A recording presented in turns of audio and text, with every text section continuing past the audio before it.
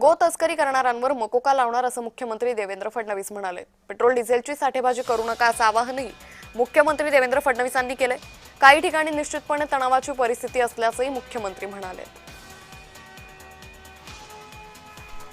हम लोगों ने पहली बार मकोका अप्लाई किया हुआ है और मेरा विश्वास है कि कोर्ट की स्क्रूटिनी में भी ये बिल्कुल जायज होगा और इस प्रकार से अगर कोई करेगा तो उस पर मकोका लगेगा।